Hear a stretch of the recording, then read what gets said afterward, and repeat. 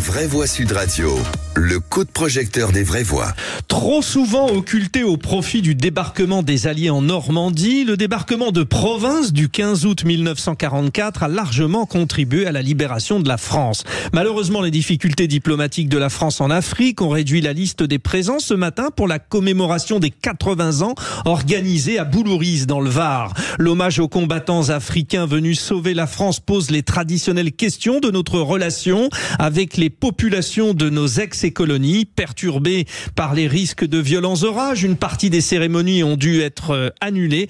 Au-delà des déceptions, nous vous posons donc la question sur le compte X de Sud Radio. Je vous donne le résultat dans un instant. La France est-elle suffisamment reconnaissante de ses anciennes colonies africaines? Pour nous donner son point de vue et nous éclairer, Sédik Abba, donc journaliste, écrivain, président du Centre international de réflexion et d'études sur le Sahel. Bonsoir Sédik Abba.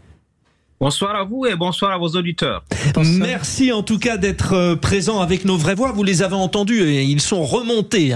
Donc elles sont remontées, ces vraies voix. Donc on va débattre. Je voudrais juste que nous écoutions le président du Cameroun, Paul Biya, qui a pris la parole tout à l'heure. Et d'entrée, il a apporté cette touche symbolique. Les milliers d'hommes qui, sous la direction du général de Lattre de Tassigny, ont combattu avec bravoure étaient pour un grand nombre originaires de tout l'empire colonial français, qui venaient entre autres de l'Afrique subsaharienne. C'est dire que la contribution de l'Afrique a été significative pour rompre les chaînes de l'occupation allemande. Oui, c'est important, le rôle de l'Afrique, et le président Macron a ajouté: tous ceux qui se reconnaissent comme Français ont vocation à être ensemble. Il y avait plein de symboles. Déjà, peut-être, sur cette, on va dire, présence peu nombreuse, 6 chefs d'État seulement. Ça dit quoi exactement de la situation, Sédik Abba ? Non, je crois que ça traduit un peu les difficultés de la relation entre la France et ses anciennes colonies. Si vous regardez, la plupart des Sahéliens ne sont pas venus. Les Burkinabés n'étaient pas là, les Maliens, les Nigériens, en raison justement des problèmes diplomatiques qu'il y a entre la France et ces pays. Dans aucun de ces 3 pays, à l'heure où je vous parle, il y a un ambassadeur de France. Dans le cas particulier du Niger, l'ambassade de France a été fermée. C'est totalement inédit. Il n'y a que 4 ou 5 pays dans le monde où il n'y a pas d'ambassade de France, et les autres ne sont pas des colonies, des anciennes colonies françaises. Au Niger, ancienne colonie de la France, il n'y a pas d'ambassadeur. Les relations diplomatiques sont presque rompues. Et ça traduit justement aujourd'hui la dégradation des relations entre la France et ses anciennes colonies. Bon, alors, réaction autour de la table. Corinne Tapiro. Non, je voulais juste dire que c'est pas du fait de la France qu'il n'y ait plus d'ambassade au Niger, vous le savez bien. Mais on a une vraie difficulté.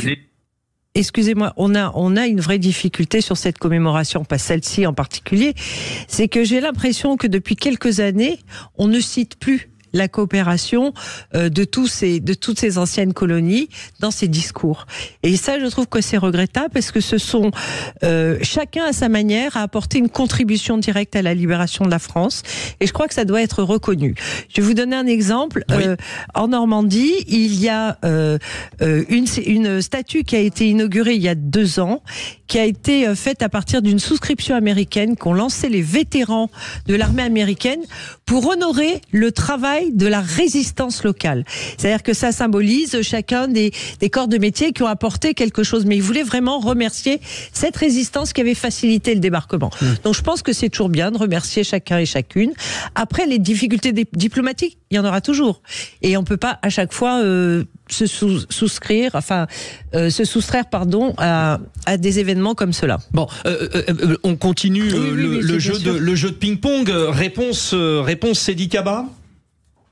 Oui, je crois que la question m'a été posée sur le contexte de la commémoration. Si je devais parler de la commémoration elle-même, vous savez que ce débarquement en province n'a pas, de mon point de vue, le coût qu'il aurait pu et qu'il aurait dû avoir. Il y a ces dernières années quelques efforts pour le mettre en valeur, mais la question de la contribution de l'ancien empire colonial à la libération de la France n'est pas suffisamment valorisée. Il n'y a qu'à prendre les manuels scolaires pour voir quelle est la place qui lui est réservée. Alors c'est vrai pour le coup que ce débarquement précisément est totalement oublié des manuels scolaires. Michel Taube. Alors d'abord je voudrais saluer Sidi Kaba qui est selon moi un des très très grands journalistes français spécialistes de l'Afrique, et il en manque malheureusement je trouve beaucoup en France. La deuxième chose que je dois dire, c'est que le débarquement de Provence n'est pas oublié uniquement parce que des troupes coloniales françaises auraient contribué à ce débarquement. Le débarquement de Provence, c'est aussi des militaires français de métropole qui ont été oubliés. En fait, le débarquement de Provence a un peu grandi à l'ombre du débarquement de Normandie, dont le cinéma s'est emparé avec des grands films, etc. Donc, si vous voulez, le fait qu'on parle peu, et moi je suis alsacien, je peux vous dire qu'à Colmar, on connaît assez bien le débarquement de Provence parce que c'est la même armée qui a libéré Colmar et qui a libéré la Provence. C'était la première armée du maréchal de Lattre de Tassigny avec notamment des soldats franco-africains. Donc c'est pas lié qu'à l'Afrique. Le deuxième point que je voudrais dire, c'est qu'il y a eu certes que 6 chefs d'État, mais en fait près de 25 pays africains et de l'océan Indien, parce qu'il n'y avait pas que des Africains dans les armées françaises de l'époque. Il y avait aussi des ressortissants de l'océan Indien. Donc plus de 20 pays étaient représentés en Provence aujourd'hui. Et enfin, j'aimerais insister très très lourdement, si certains pays ne sont pas présents, c'est parce qu'ils ont développé une politique anti-française qui est totalement scandaleuse. Par exemple, le Mali, comment vous expliquez et comment pourrait-on avoir ne serait-ce qu'une représentation du Niger alors que le chef de la junte a nommé comme conseiller spécial un certain Kémy Séba, qui est ce Français qui a brûlé son passeport français il y a 3 ou 4 mois et qui a craché toute sa haine de la France pendant des années.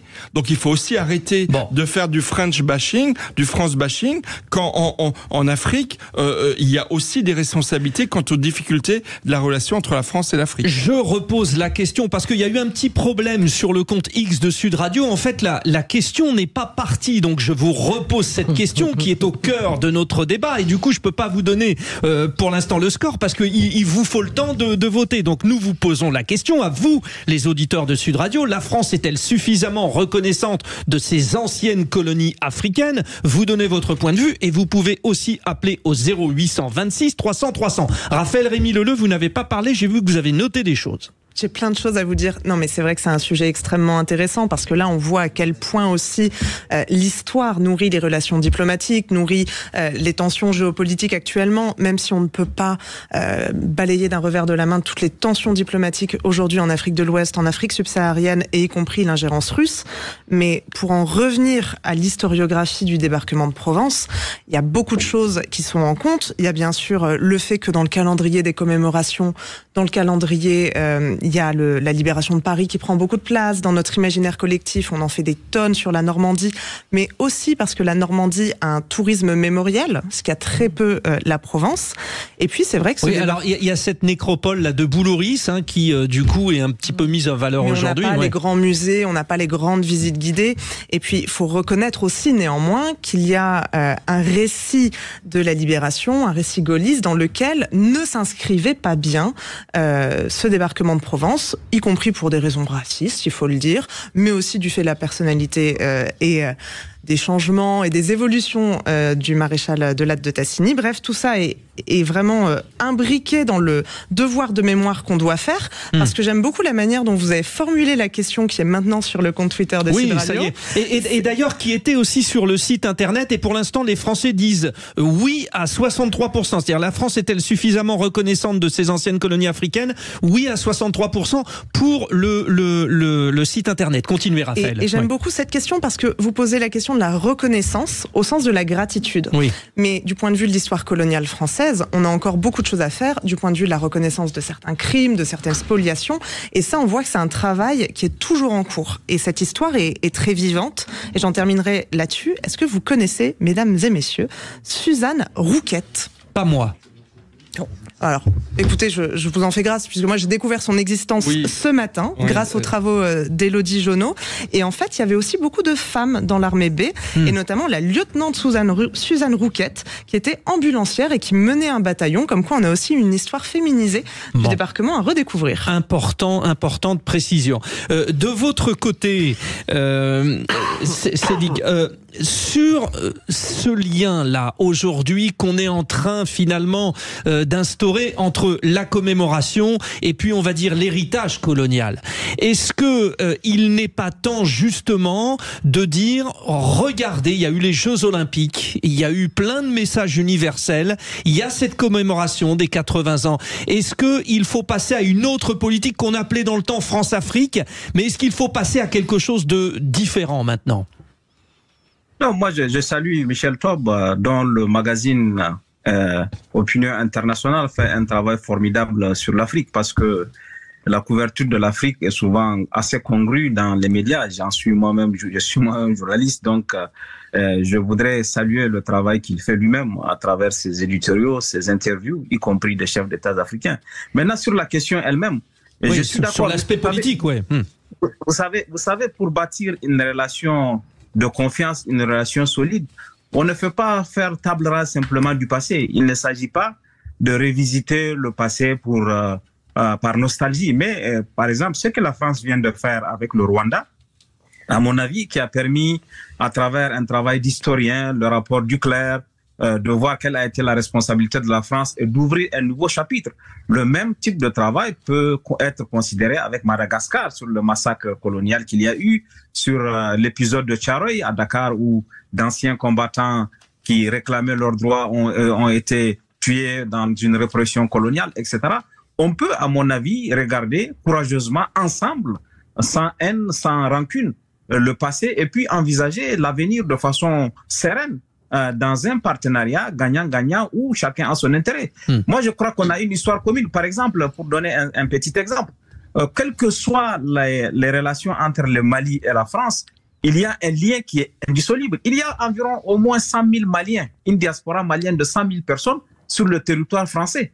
Je ne vois pas comment on peut oublier ce type de relations. Il y a aujourd'hui de passerelles entre la France et ses anciennes colonies qui, quelles que soient les relations qu'il y aura entre Paris et les capitales africaines, vont demeurer. Donc, si on est dans ce contexte, la meilleure chose à faire, c'est de regarder ensemble là où il y a des choses à corriger du point de vue de l'histoire coloniale et envisager l'avenir sur de nouvelles bases. La question, c'est peut-être, est-ce que c'est urgent? Parce qu'il est question aussi de cohésion sociale, Michel Taube.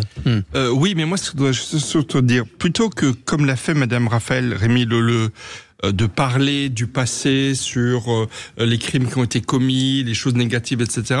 Moi, je pense que la meilleure façon de rendre hommage à l'histoire commune que nous avons eue et que nous avons entre la France et l'Afrique, entre l'Afrique et la France, c'est de se tourner vers l'avenir. Oui, d'accord, mais là, c'est question de commémoration. Mais oui, mais c'est le sens. Mais c'est le sens de l'histoire.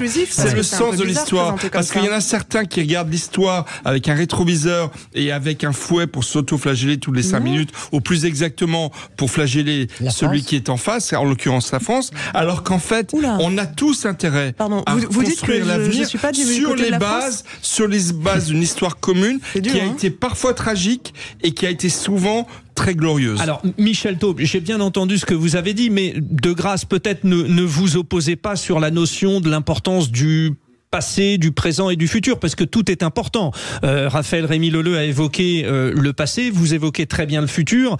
Qu'est-ce que vous souhaitez évoquer? Parce qu'il y a aussi le présent, Corinne Tapiroux. Bien sûr, il y a le présent, mais moi je pense qu'on doit parler du rôle qu'ont joué les goumiers marocains, les tirailleurs sénégalais, etc. Et comment les soldats français ont été dans ces armées avec eux. On a ceux qui sont venus dans nos armées et nous sommes allés dans ces armées. Et en fait, c'est tout un pan d'histoire qui est méconnu. Et c'est méconnu parce que on a l'impression que c'est barbant, qu'on peut pas apprendre ça à l'école, qu'on ne peut même pas apprendre ça à la faculté. Alors que le fait d'avoir été ensemble, ça veut dire plein de choses. Et ça laisse à penser presque qu'il n'y a pas suffisamment d'archives sur ce débarquement de Provence pour pouvoir en parler mieux, pour pouvoir en parler de façon non pas positive, parce que je pense que gagner une guerre, ça a été un combat solidaire et et de bonne entente entre chacune des factions, quels que soient les pays d'origine. Il fallait mettre fin à ce régime nazi. Ça a été fait en solidarité et en communion. Donc, je ne vois pas pourquoi certains ne viendraient pas à ces commémorations parce qu'il y aurait eu quelques différends dans la mesure où c'est un pan d'histoire commune auquel ils n'ont peut-être pas eux-mêmes personnellement participé, mais qui était aussi quelque chose qui rend fier toutes les nations d'avoir réussi ça. Et moi, je suis toujours gênée quand on n'est pas capable de rendre fier. Mais il y a aussi cette question de la reconnaissance. Attendez, je vous donne juste la parole, Sédic Abba, juste pour dire que les États présents, Cameroun, Togo, Centrafrique, Comores, Gabon, Maroc. Allez-y, Sédic. Oui, non, je crois que si on essaie d'affiner, il faut reconnaître l'effort de correction qui a été fait. Pendant longtemps, les tirailleurs sénégalais, en tout cas ceux qui sont venus de colonies, avaient une rémunération inférieure à celle de leurs homologues français, avec lesquels ils étaient égaux devant les balles de l'ennemi allemand. Et pendant longtemps, ce travail il y a eu cette revendication qui a été portée par ceux qui sont vivants. Ensuite, il a fallu l'arrivée du président Hollande pour que certains qui n'étaient pas encore éligibles à la nationalité française, qui ont participé à ces guerres et puis accédé à la citoyenneté française. Maintenant, il y a aussi le fait que pendant longtemps, ces tirailleurs, ou en tout cas leurs héritiers, ne pouvaient pas bénéficier de leur pension s'ils ne résidaient pas sur le territoire. Donc tout ça a fait un travail de correction, a fait un travail d'avancée. Je crois qu'il faut poursuivre cette dynamique pour apporter toutes les mesures correctives qui peuvent améliorer les relations. Il ne s'agit pas.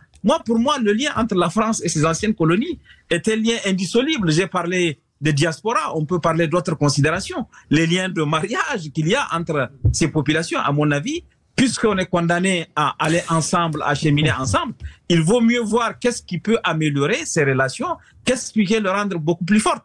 On a parlé un moment dans notre débat de la Russie. Pour moi, jamais la Russie ne pourra remplacer la France dans les anciennes colonies, parce que le lien n'est pas le même. Et ne serait-ce que de par la francophonie, ne serait-ce que ça. Oui, Michel Taube. Mais mon cher Sédic Abba, je donne un exemple, mais après, effectivement, il y a plein d'autres choses. Quand Sédic Abba dit, et c'est très important que ce soit lui qui le dise, que la Russie ne va jamais remplacer la France, mais malheureusement, ce n'est pas ce que pense le chef de la junte au Niger. C'est pas ce que pense les autorités maliennes actuellement. Ce n'est pas ce que pensent beaucoup d'internautes qui sur les réseaux sociaux vantent les mérites de la Russie, de Wagner, alors que ce sont des autocrates et des gens qui ont un mépris de l'Afrique et des Africains qui est hallucinant. Et la Chine. Et attendez, parce qu'une petite conclusion, Raphaël Rémy Leleu. Non, attendez, Sédic, s'il vous plaît. Sédic, juste, Raphaël Rémy Leleu, la France a ce travail à faire pour renouer une diplomatie efficace en Afrique. C'était le sens de mon propos tout à l'heure et je crois qu'il ne faut pas le biaiser ni dans un sens ni dans l'autre. Il y a tout un travail mémorial à faire et à continuer. Et puis, il y a des relations diplomatiques d'équilibre à construire en Afrique et on n'y est pas encore tout à fait. C'est un territoire qui est extrêmement tendu actuellement. Je suis contente de voir que vous ayez au moins trouvé mon apport sur les ingérences russes intéressant. Bon, eh bien voilà. Écoutez, cette émission a eu cette particularité d'avoir des débats qui à chaque fois auraient pu durer le double de ce qu'on avait en temps. Je remercie Sédic Abba pour son éclairage. C'était très intéressant. Merci. Nous en reparlerons, mais c'est le principe de la radio. Nous sommes tenus par le temps. Vous avez été exceptionnels, nos trois vraies voix. Corinne Tapiro, Raphaël Rémy Leleu, Michel Taube. Merci à vous. Merci également à Thibaut Sadler à la réalisation. Rendez-vous demain. Les vraies voix, dans un instant, les infos. Sud Radio. Sud Radio. Parlons vrai. Parlons vrai. Sud Radio. Parlons